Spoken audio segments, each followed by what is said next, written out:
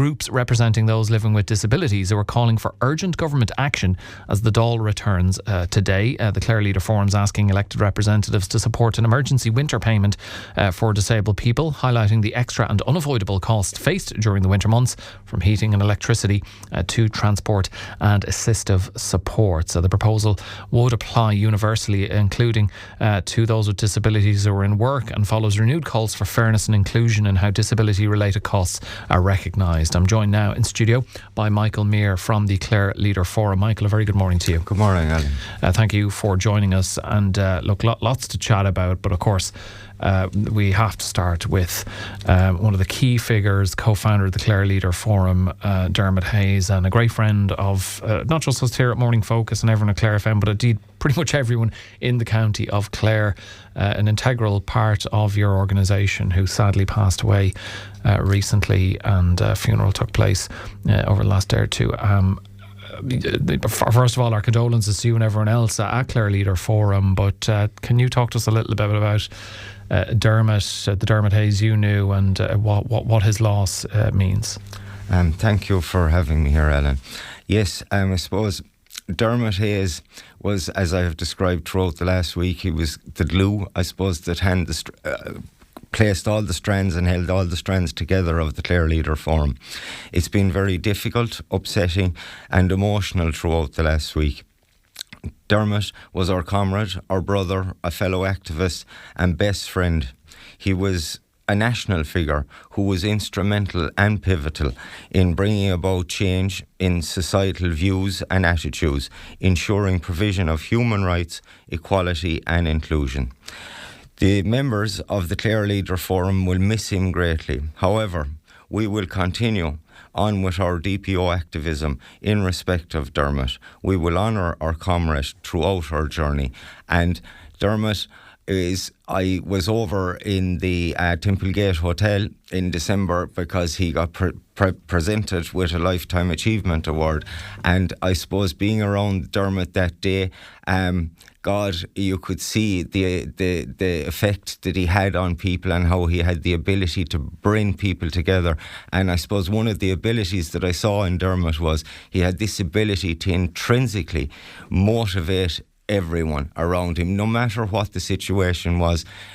Dermot would get the cause in there, and how can this further our cause? Yeah. So, well, look, I mean, it's the best way, I guess, as you say, to honour his legacy is to continue the fight, the good fight and the activism, and this is what you'd want to see you do. And part of this is calling for this emergency winter payment for those living with disabilities. Why the sense of urgency? And I guess, as I said, you're making this call. The Dáil returns today as well.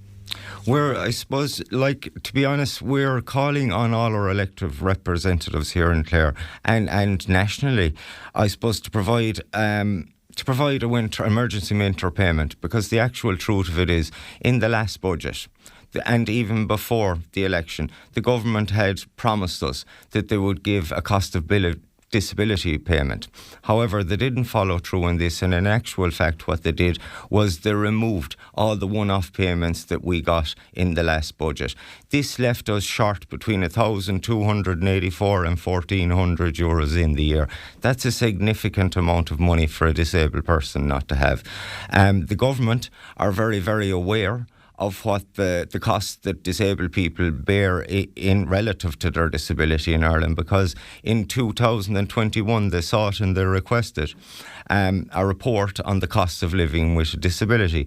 This report was published in 2021, and it stated it was between 9,484 and 16,772 euro to live with a disability. This report is just laid idle on a shelf up in a government department in the government buildings. No implementation has been taken. The amounts of money you're talking about, Michael, would be a serious hole in anybody's pocket, perhaps even more so disabled people, and you say they're facing extraordinary and unavoidable costs. I guess particularly in winter, I'm thinking about the amount of fuel that could be bought with that money. Can you just give us a sense of what your members and those living with disabilities in Clare, the costs for them, what they look like in real everyday terms, and how much more expensive does winter become for a household of those living with disabilities? Alan, apart from, I suppose, the everyday commodities such as food, clothing, medical expenses or educational expenses, people with disabilities, yes, as you've stated, I suppose bear an extreme cost when it comes to electricity because we need heat. And some people have circulation problems, so they need to be kept warm all the time. The heating costs, like the price of a bag of coal, for instance, they give a payment of €31 or €32 for household benefits. Sure, that wouldn't buy you a bag of coal and a box of firelighters. They increased the fuel allowance by €5. €5 won't even buy you a pack of firelighters in any supermarket. So I suppose it's also the costs like assistive technologies, support-related costs, and the cumulative costs of managing impairment in a society that isn't actually designed for us. And this is one of the key things that's problematic with Ireland. Society, it isn't designed for us because we're basing everything, and the government is basing everything on the medical model more so than the social model. A key part of the proposal from Clare Leader Forum is that the payment should apply to disabled people who are working as well as those on social welfare. Why is that distinction so important? And is there still a misconception in policy that disability disappears somehow once someone enters employment? And that's exactly what it is, Alan. People have this mindset that once you work and you go in the front door of your workplace, that your disability disappears. It doesn't disappear. The costs continue because you have to get to work, you have to be at work, and you have special costs to be paying for your impairment. Like buildings aren't designed, the transport sector isn't designed in such a way to facilitate. There's lots of buses throughout the country that still aren't accessible to people in wheelchairs, for instance. They just can't go. What would you say? There could be some in government who would say, yeah, but obviously your disabilities don't disappear when you enter the workforce, but you are working and you're not on social welfare and you're getting a regular wage, which no doubt you would imagine in most cases is more than social welfare. So that the argument would be that could absorb the additional costs that come with living with disabilities. And I suppose that's a valid point. However, the Indicon report was published in 2021 and it stated the figures that I've mentioned. Those figures that I have mentioned are on top of your payments. They're not, your payments don't suffice. All those payments bear those costs. So I suppose we would like government actually really to empathise with us and to understand that there is lots of costs, that people with disabilities experience that can't be foreseen. And like I have read stuff in various government articles where they're saying, the cost of disability is this much, so people should. It's not possible that they can. Yeah, people find it difficult to bear because these costs, they're unforeseen. Okay. You're proposing two routes, Michael: a social welfare payment for those not in work and a refundable tax credit for those who are working. Why is that the fairest approach? I think that's the fairest approach because, yes, people that are unemployed, and to be honest with you, we are the lowest in Europe with people with disabilities employed. Every 1 in 3 people in Ireland is about the figure that's employed that has a disability in Ireland. It's fair that, I suppose, within the work sector that the tax credits are employed because then it can be universal. Nobody is excluded. Everybody is included then in the payment. Many people living with disabilities are paying privately for services like transport or personal assistance. Why are these costs still falling on individuals rather than being met by the state? Well, you mentioned PA there, like personal assistance. Like, I suppose the time has been reduced down to 45 minutes per day, for example. That's not appropriate.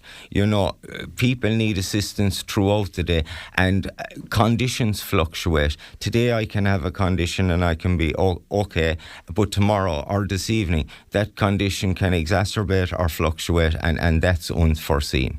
You're in today on a significant day, as I mentioned earlier, the Dáil resuming after Christmas. You're calling on elected representatives to support this emergency winter payment for those living with disabilities. Are you receiving much support generally from local representatives here? You don't go into individual names. And what would you say to politicians who may see this as perhaps too costly or too complex to implement quickly? Well, I suppose, Alan, this has been going on now. This isn't just today that we're speaking about. This has been going on well before today. And in December, I was at the Temple Gate, and the Clare Leader Forum presented Dermot Hayes with a Lifetime Achievement Award for all his work that was done. Now, the following day, I went to Dublin, up to Leinster House, and I was involved in a protest for this winter payment with a coalition. There was the IWA was there, the Disability Federation of Ireland group was there, who I was representing, and Access for All was there. I suppose there was about 150 people that gathered outside, and we protested. Now, tomorrow, I am also going up, based on the same thing, going up to Leinster House to the AV room, the audio-visual room, and we're going in those three parties, and there'll be people from the rehab group and ILMI there as well, and we are calling on the government. Now, always before we go up to Leinster House, we contact our local representatives, and some turn up, others don't.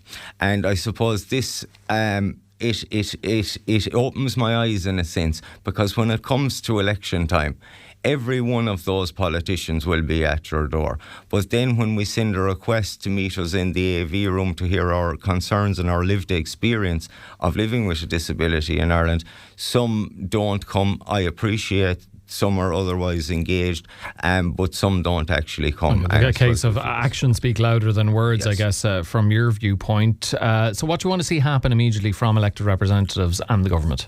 I want our elected representatives to actually push for this emergency winter payment. There has been lots of talk, this being sorted by the next budget. However, we're in the middle of a horrendous living crisis, and I would actually argue that it's unfair to blame the cost of living crisis that we experience on this inflationary period, because it's actually the systemic barriers in society, as we've just mentioned, the difficulties with getting to work, the difficulties with entering a workplace, the difficulties with getting to an educational institution, the difficulties entering it. All these has a cumulative effect, and this is driving our costs. So yes, we need the emergency payment of €400 minimum. We need the cost of living payment to be sorted out by the next budget minimum, and in that, I suppose, interim period, we need them to acknowledge the expenses we experience on a daily basis. Okay, we do have to leave it there, but Michael, appreciate you coming in this morning. Thank you. Thank you, Michael Meere, there, a member of Clare Leader Forum.